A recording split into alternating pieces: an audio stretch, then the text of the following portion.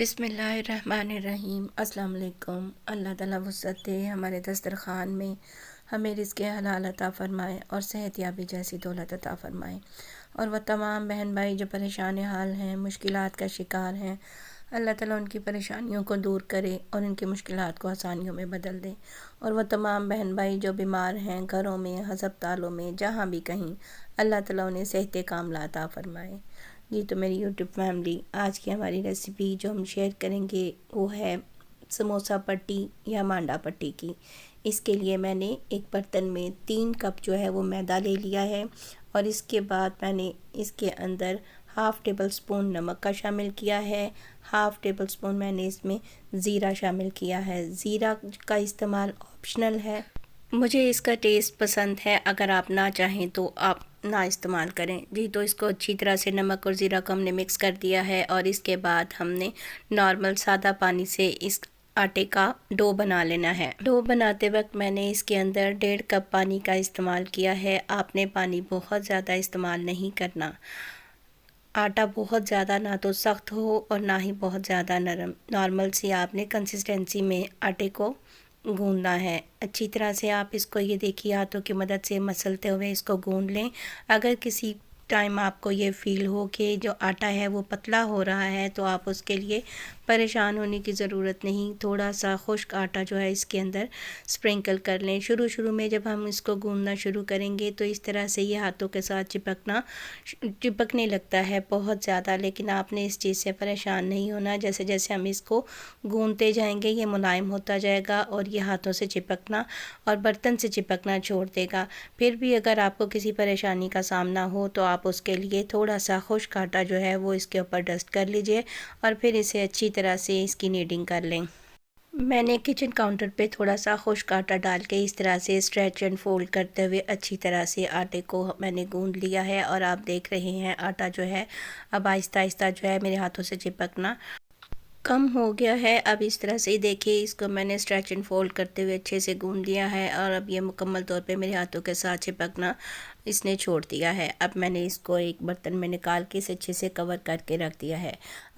अब हम इसे थोड़ी देर के लिए स्टे देंगे। इसके बाद हम इसके साथ इसको इस तरह से मैंने इसको इस शेप में करके तो इसकी कटिंग कर लेंगे छोटे छोटे पेड़ों की सूरत में। ये देखिए मैंने छुरी के साथ इतने छोटे साइज़ के जो पेड़े हमने बनाने हैं उसके लिए हमने इसकी कटिंग कर ली है और इस कटिंग करने के बाद हम इनको और छोटे छोटे पेड़ों की शक्ल दे लेंगे इस तरह से। ये देखिए ये तमाम जो है मैंने अलहदा से कर ली हैं। आपने इसमें बहुत बड़े साइज़ के पेड़े नहीं बनाने, आपने छोटे छोटे ही बनाने हैं ताकि हमें इसको बेलने में और इसको सेट करने में आसानी हो। हमने इसके बाद हमने इस डो को इस तरह छोटे बॉल्स में हमने शेप दे लिया है। आप ये देख रहे हैं कि छोटे साइज़ के पेड़े, छोटे साइज़ के बॉल जो है हमने तैयार कर लिए हैं।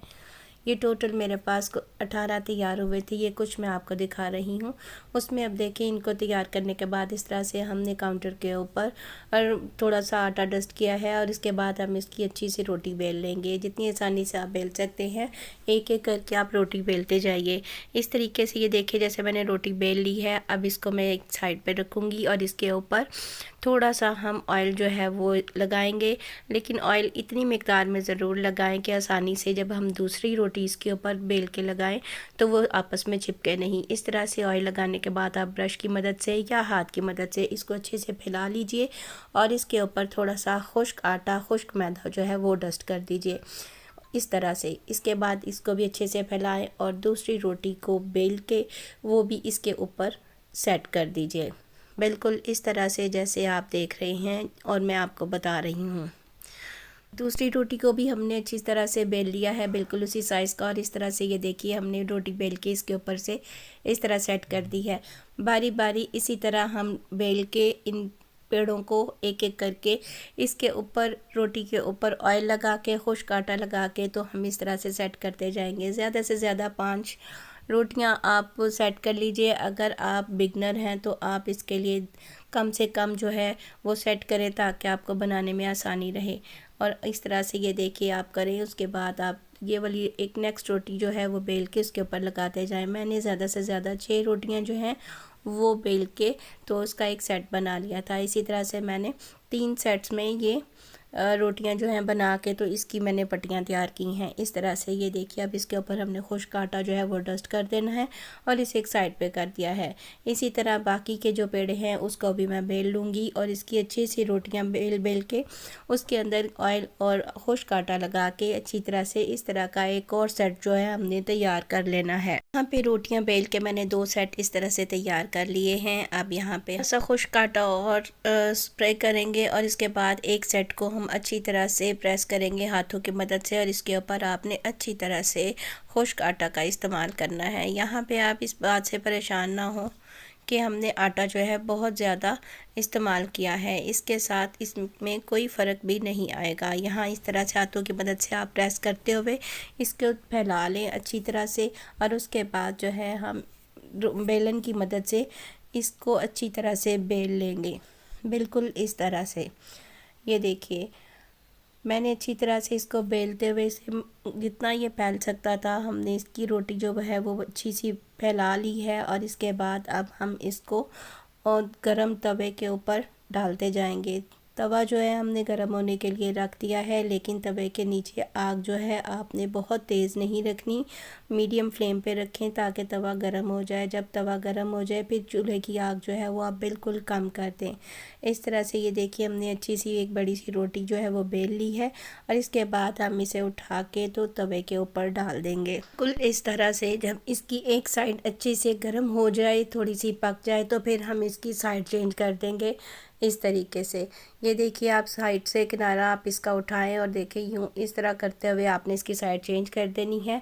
और अब आप देख रहे हैं कि इस साइड से ये थोड़ी थोड़ी जो है रोटी पक चुकी है। हमने अब यहाँ पे क्या करना है, आपने देखें कि एक एक यहाँ पे चूँकि हमने रोटियाँ जो हैं वो ज़्यादा तादाद में लगाई थी, इसको किनारे से आपने एक एक रोटी को पकड़ के तो उतारते जाना है। अब यहाँ से ये देख रहे हैं जो मैंने रोटी निकाली है ऊपर से उतारी है, वो देखिए, इसको मैं फ़ोल्ड करके आपको दिखा रही हूँ। बिल्कुल ये बहुत अच्छी सी ये बन के तैयार हो गई है। इसकी तरह से हमने इसकी जब साइड दोबारा से चेंज करनी है, जो नीचे वाली साइड पक गई है वो वाली रोटी भी तैयार हो गई, हम उसको भी निकाल लेंगे। बिल्कुल इस तरह से ये देखिए, इस साइड से हमने चूँकि एक लेयर इसकी उतार ली है, अब इसकी साइड दोबारा हम चेंज कर देंगे और इस तरह से इस साइड से पकी हुई जो रोटी है वो भी हम इसकी लेयर जो है वो ऊपर से उतार लेंगे। बिल्कुल इस तरह से करते हुए हमने ये सारी रोटियां जो हैं एक एक करके उतार लेनी है। अगर किसी साइड से किनारा जो है वो साथ चिपक जाए तो आप छुरी की मदद से उसको आहिस्तगी से अलहदा कर सकते हैं। उसे अलहदा करने में कोई दिक्कत नहीं होगी क्योंकि हमने इसके अंदर ऑयल या घी का भी इस्तेमाल किया है। मैंने ऑयल इस्तेमाल किया है, आप चाहें तो घी भी इस्तेमाल कर सकते हैं। तो इस तरह से चूँकि इसके अंदर ग्लेजिंग है तो वो आसानी से ये अलहदा हो जाएगी। ये देखिए, मैं आपको फिर से दिखा रही हूँ कि इस तरह से हमने इसकी लेयर जो है वो उतार लेनी है और अब एक एक करके हमने इस तरह से सारी रोटियां जो हैं उसकी बना लेनी है। यहाँ पे देखिए, फिर से मैं आपको दिखा रही हूँ कि कितनी अच्छी और नरम जो है रोटियां बन के तैयार हुई हैं। और आप इसे चाहें तो बना के आप इसे सेव कर सकते हैं ज़िप लॉक बैग में, आप इसे महफूज कर सकती हैं फ्रीज़र में रख के भी, और अगर आप चाहें तो आप फ्रेश बना के भी इसको इस्तेमाल कर सकती हैं। इस तरह से ये देखिए, इस साइड से भी ये पक चुकी है और इसका किनारा मैंने इस तरह से इसका इस जो के साथ चिपका हुआ था उसको खोल लिया है और इसकी ये पूरी लेयर जो है मैंने अलहदा कर ली है। बिल्कुल इस तरह से करते हुए मैंने सारी रोटियां जो हैं वो अच्छी सी वो बना ली हैं और हमारे पास ये मुकम्मल तौर पे ये सारी रोटियां जो हैं बन के तैयार हो चुकी हैं। अब हम इसकी अच्छी सी कटिंग करेंगे। ये देखिए, ये भी यहाँ से पक गई है और ये भी मैंने इजीली इसको उतार लिया है। ये देखिए, हमारे पास रोटियां जो है बन के तैयार हो चुकी हैं और ये इतनी अच्छी और फाइन बन के तैयार हुई हैं, इसको मैं दिखा रही हूँ। इससे तैयार होने वाले समोसे और रोल बहुत ही ज़्यादा खस्ता और क्रिस्पी बन के तैयार होंगे जी। तो इस तरह से मैंने इन तमाम शीट्स को तैयार कर लिया है और ये बहुत अच्छी और उम्दा से तैयार हो गई हैं और कुछ के किनारे इस तरह से ये फ़ोल्ड हो गए थे और यहाँ पे इससे कोई परेशानी की बात नहीं है, हम इसकी कटिंग कर लेंगे। ये लेफ़्ट ओवर जो है ये हमारे काम आएगा, ये वेस्टेज बिल्कुल भी नहीं है। अब इसको मैंने कुछ हिस्सों में डिवाइड कर लिया है इन शीट्स को, और फिर मैं अब आपको इसकी कटिंग करके दिखा रही हूँ। यहाँ पे ये देखिए कुछ की कटिंग मैं इस तरह से कर रही हूँ कि इसके किनारों से मैंने तकरीबन 2-2 इंच जो है वो छोड़ के तो मैंने इसकी इस तरह से कटिंग कर ली है। ये देखें, ये लेफ़्ट ओवर जो है ये वेस्टेज बिल्कुल भी नहीं है। इससे हम चना चाट वगैरह के लिए पापड़ी तैयार करेंगे, और इसकी हमने स्क्वायर शीट्स इस तरह से काट ली हैं। और अब मैं आपको कुछ जो है यहाँ पे ये देखिए, ये इसके लेफ़्ट ओवर्स जो हैं इसकी हम बेहतरीन सी पापड़ी जो है वो फ्राई करके तैयार करेंगे। अब यहाँ पे कुछ शीट्स को मैं कट करके दिखा रही हूँ और शेप में। अब देखें, हम इसको सेंटर में से कट करेंगे इस तरह से। इसके बाद यहाँ से 3 इंच के फासले पे हम इसको दोबारा से कट करेंगे, और दरमियान से तकरीबन 3 से 4 इंच के फासले पर हम इस तरह से इसको कटिंग करते हुए इसकी चौड़ी सी पट्टी जो है वो तैयार कर लेंगे। इसी तरह से हम दूसरी साइड से भी इतनी ही चौड़ाई की जो पट्टियां हैं वो तैयार कर लेंगे, बिल्कुल इस तरह से। ये देखिए, दोनों साइडों से मैंने कट करके इतने साइज़ की पट्टियां काट ली हैं। और अब जो हमारे पास तीसरा पोर्शन था उसको भी हमने इस तरह से दरमियान से कट कर लिया है। अब इनको हम मज़ीद 2 हिस्सों में और कट कर लेंगे, यानी 2 से ये 4 हिस्सों में इसको तकसीम कर देंगे, बिल्कुल इस तरह से। ये देखिए, हमने इसको 4 हिस्सों में तकसीम कर दिया है, और अब ये हमारे पास ट्रायंगल शेप जो है ये इसकी आ गई है। इस तरह से हमने ये 3 शेप्स में 3 हिस्सों में इसको कट किया है। अब ये जो ट्रायंगल वाली शेप है इसको हम इस तरह से साइडों से फ़ोल्ड करते हुए इस तरीके से इसको फ़ोल्ड करके, और इसको हम यहाँ पे इस तरीके से बंद करते हुए इसके रोल जो है हम तैयार करेंगे। अल्हम्दुलिल्लाह जी, यहाँ पे हमारी जो है समोसा रोल पट्टी बन के तैयार हो गई है। आप देख रहे हैं, मैंने मुख्तलिफ शेप्स में इसको कट करके भी दिखाया है। आप इसे एयर टाइट कंटेनर या जिप लॉक बैग में इसको डाल के इसे फ्रीज़र में रख के सेव कर सकते हैं, और जब तक आप चाहें इसे इस्तेमाल कर सकते हैं। उम्मीद करती हूँ मेरी आज की रेसिपी आपको पसंद आई होगी। आप इसको ज़रूर ट्राई कीजिएगा और मुझे फीडबैक दीजिएगा। मेरी रेसिपी आपको पसंद आई है तो आप इसे शेयर और लाइक कर दें, और जो चैनल पर नए हैं वो मेरे चैनल को सब्सक्राइब कर दें। इंशाअल्लाह नई रेसिपी के साथ फिर मिलेंगे, और अपना बहुत ख्याल रखें। ढेरों दुआओं के साथ शाद रहें, आबाद रहें। अल्लाह हाफिज़।